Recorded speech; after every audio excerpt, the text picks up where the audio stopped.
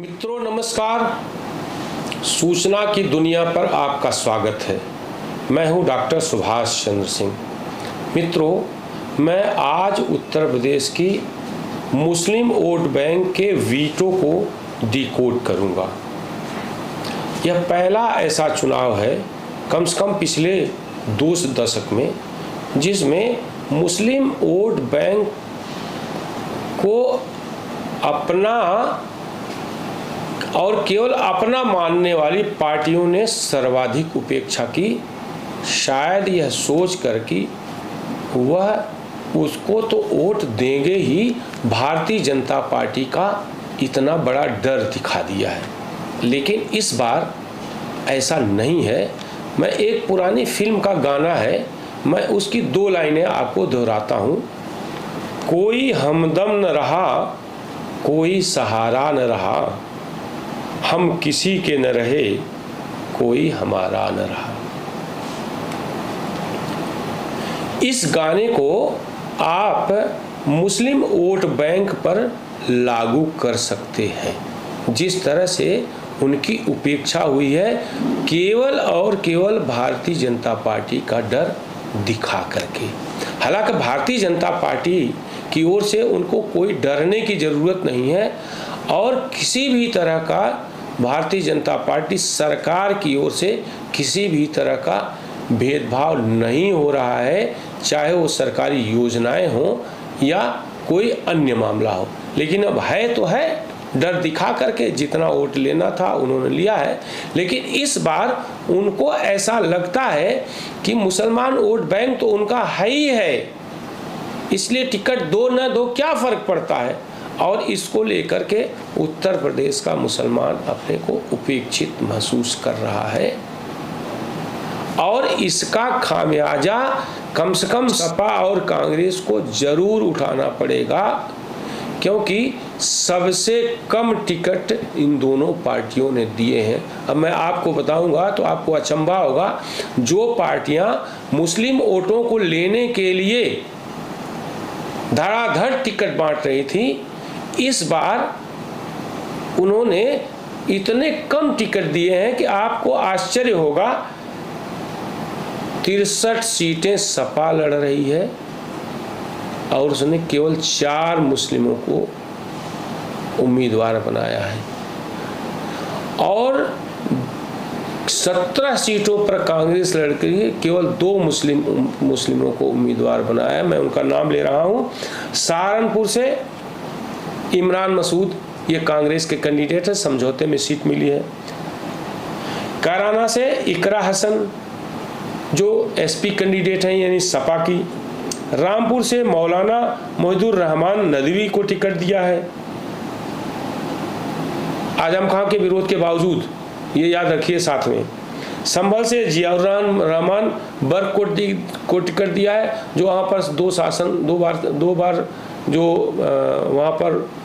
वहाँ से सांसद रहे शफीकुर रहमान बर्क, उनके पोते हैं, उनकी मौत के बाद टिकट दिया है। अमरोहा कांग्रेस के पास ये सीट गई है और बसपा से डिफेक्ट करके जो सांसद आए हैं वो हैं दानिश अली, उनको टिकट दिया है कांग्रेस ने। और गाजीपुर से अफजाल अंसारी को दिया, मुख्तार अंसार के भाई को। और इसमें 4 सीटों पर तो बसपा ने भी अपने कैंडिडेट लड़ा दिए हैं। जैसे सहारनपुर से बीएसपी ने आबिद अली को टिकट दिया, यानी मुस्लिम वोट बट गया। कैराना से इकरा हसन, वहाँ से श्रीपाल राणा को दिया है। राणा जो है वहाँ पर कंफ्यूजन भी रहता है कि राणा ठाकुर भी होते हैं और राणा मुसलमान भी होते हैं, कन्वर्टेड। रामपुर से जीशान खान को दिया है। संभल से इसने जो है दिया है शौकत अली को और अमरोहा से मुजाहिद हुसैन को दिया है। और गाजीपुर से अफजाल अंसारी के सामने उसने किसी मुसलमान को नहीं उतारा है, तो उसने दिया है ठाकुर प्रसाद यादव को टिकट दिया है, यानी यादव वोट बैंक में सेंध लगाने की दृष्टि से। तो अब आप ये मान लीजिए इन 6 सीटों पर बहुजन समाजवादी पार्टी कांग्रेस और बसपा के परंपरागत वोट बैंक कहे जाने वालों में बड़ी भारी सेंध लगा दी है। यानी कांग्रेस और सपा को इन 6 सीटों पर बसपा के कारण भारी नुकसान होगा और उसका फायदा भारतीय जनता पार्टी को मिलेगा, जिसकी देश के साथ इस प्रदेश में भी लहर चल रही है। इसके अलावा 15 और कैंडिडेट्स उसने उतारे हैं, जहां पर कांग्रेस और सपा का मुसलमान कैंडिडेट नहीं है। मैं फिर कह रहा हूं ना कि मैं उत्तर प्रदेश की मुस्लिम राजनीति को मैं डिकोड कर रहा हूं, इसलिए मैं केवल मुसलमान वोट बैंक और मुसलमान उस पर बात कर रहा हूं। मैं बता दूं कि 18% आबादी जो है मुसलमानों की यहाँ पर है। अगर 18% आबादी है तो क्या जो लोग नारा लगाते हैं जिसकी जितनी हिस्सेदारी उसकी उतनी भागीदारी, तो क्या भागीदारी जो है मुसलमानों को दिया है? बिल्कुल नहीं दिया है। हाँ, इसमें मायावती ने समझदारी जरूर दिखाई है। मायावती जीतें या न जीतें, सपा और कांग्रेस को हराने का इंतजाम कर दिया है। जैसे उन्होंने सहारनपुर से टिकट दिया मुसलमान को, मुरादाबाद से, रामपुर से, संभल से, अमरोहा से, एटा से, बदायूं से, आंवला से, पीलीभीत से, लखनऊ से, कन्नौज से, डुमरियागंज से, संत कबीर नगर से, गोरखपुर से और वाराणसी से, जहाँ से प्रधानमंत्री लड़ रहे हैं वहाँ से मुस्लिम कैंडिडेट दिया है। और वहाँ की सीट कांग्रेस को मिली है, जिसने अपने प्रदेश अध्यक्ष अजय राय को वहाँ पर कैंडिडेट दिया। नहीं, अजय राय की संभावना तो वैसे भी जो है हारने की थी। लगता है इसके मुस्लिम कैंडिडेट जिसको नियाज अली को दिया, इसके कारण हो न हो अजय राय की जमानत जब्त हो जाए। और बसपा ने क्या चालाकी है, कन्नौज से इमरान बिन जफर को टिकट दिया है, वहाँ 16% मुसलमान हैं। और वहाँ से कौन लड़ रहा है? अखिलेश यादव लड़ रहे हैं। बदायूं से शिवपाल यादव के लड़के लड़ रहे हैं, आदित्य यादव। और बदायूं से भी जो है इसने मुस्लिम खां को टिकट दिया है। यानी अखिलेश यादव के जो 5 कैंडिडेट परिवार के यादव के हैं, वहां पर भी इसने जो है जातीय और सांप्रदायिक आधार पर टिकट बांट करके उनकी संभावनाओं को